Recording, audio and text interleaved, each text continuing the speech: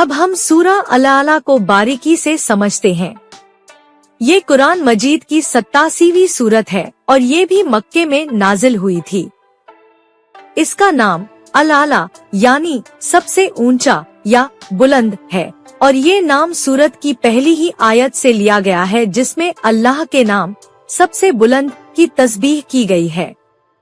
ये सूरत अल्लाह की बड़ाई, उसकी हिदायत और आखिरत में इंसान की कामयाबी और नाकामयाबी का बयान करती है।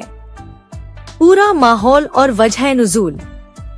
ये सूरत उस वक्त नाजिल हुई जब पैगंबर सल्लल्लाहु अलैहि वसल्लम को इस बात का एहसास दिलाना जरूरी था कि आपको जो पैगाम दिया गया है उसे आप भूलेंगे नहीं, बल्कि अल्लाह खुद उसे आपके दिल में जमा देगा।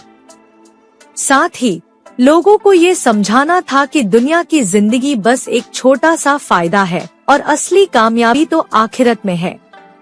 ये सूरत बहुत छोटी है मगर इसके मायने बहुत गहरे हैं। सूरत की तशरीह, व्याख्या और उसके अंदरूनी पहलू। सूरत की शुरुआत ही अल्लाह के नाम की तस्बीह से होती है। अपने सबसे बुलंद रब के नाम की पाकी बयान करो, यानी हर तरह की बुराई से पाक बताओ। फिर 4 बातें बताकर अल्लाह की ताकत और हिकमत का जिक्र किया गया है। 1. जिसने पैदा किया, फिर हर चीज को संवारा, यानी हर चीज को बनाने के बाद उसे एकदम मुकम्मल शक्ल दी। 2. और जिसने तकदीर बनाई, फिर हिदायत बख्शी, यानी हर चीज का एक हिसाब और एक मकसद तय किया और फिर उसे अपना रास्ता दिखाया, जैसे नदी को बहने का रास्ता दिखाया। 3.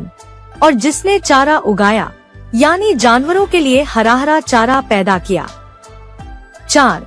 फिर उसे सूखा कर काला कर दिया, यानी वक्त के साथ उसे बेकार और सूखा बना दिया।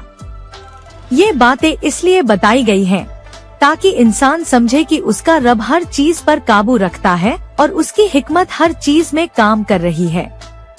इसके बाद सूरत में पैगंबर सल्लल्लाहु अलैहि वसल्लम को तसल्ली दी गई है कि हम जल्द ही आपको कुरान पढ़वा देंगे, तो आप भूलेंगे नहीं, यानी आप घबराएं नहीं, अल्लाह आपके दिल में कुरान को जमा कर देगा। फिर एक बहुत ही अहम बात कही गई है, सिवाय उस चीज के जो अल्लाह चाहे।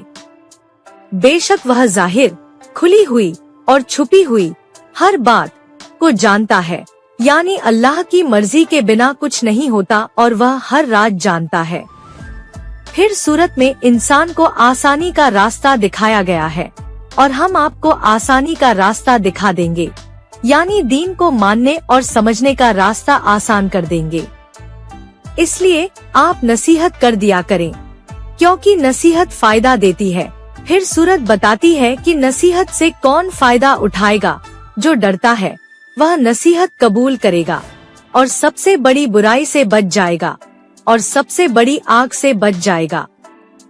सूरत के आखिर में उस शख्स का बयान है जो नसीहत से फायदा नहीं उठाएगा, जो दुनिया में सबसे बड़ा आदमी बनना चाहता था, यानी जो घमंड में आकर दुनिया में बड़ा बनने की कोशिश करता है और आखिरत को भूल जाता है। और जिसने दुनिया की जिंदगी को चुन लिया, यानी उसने दुनिया को आखिरत पर तरजीह दे दी, तो बेशक उसका ठिकाना जहन्नुम है। और फिर सूरत एक बहुत ही सच्ची बात कहकर खत्म होती है, फिर न वह जहन्नुम में मरेगा और न जिएगा, यानी उसे ऐसी मौत भी नसीब नहीं होगी जो उसके दुख को खत्म कर दे, और न ही वह ऐसी जिंदगी जिएगा जिसमें कोई सुख हो। सूरत की उपयोगिता और मुख्य संदेश। ये सूरत हर इंसान के लिए बहुत काम की सीखें रखती है। सबसे पहले तो ये हमें अल्लाह की कुदरत और उसकी हिकमत का एहसास दिलाती है, ताकि हम उसकी बनाई हुई हर चीज में उसकी ताकत देखें। दूसरा, ये सूरत हमें कुरान की हिफाजत और उसके आसान होने का यकीन दिलाती है, ताकि हम इसे पढ़ें और समझें। तीसरा, ये सूरत हमें नसीहत की अहमियत बताती है और समझाती है कि नसीहत सिर्फ वही कबूल करता है जो अल्लाह से डरता है। आखिर में ये सूरत हमें दुनिया के घमंड और आखिरत की बर्बादी का साफ फर्क दिखा देती है। ताकि हम सही फैसला कर सकें। निष्कर्ष, सूरा अल आला एक ऐसी सूरत है जो इंसान के दिल को नर्म करके उसे सीधे रास्ते पर लगा देती है।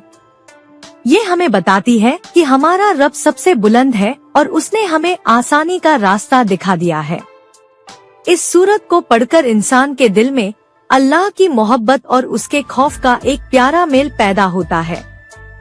वो समझ जाता है कि असली कामयाबी दुनिया की बड़ाई हासिल करने में नहीं, बल्कि अपने रब की नसीहत को मानने और उसकी आग से बचने में है। ये सूरत दिल को हल्का कर देने वाली और जिंदगी को सही मकसद देने वाली सूरत है। ये हमें ये एहसास दिलाती है कि हमें हमेशा अल्लाह का शुक्र अदा करते हुए उसकी दी हुई हिदायत पर चलना चाहिए।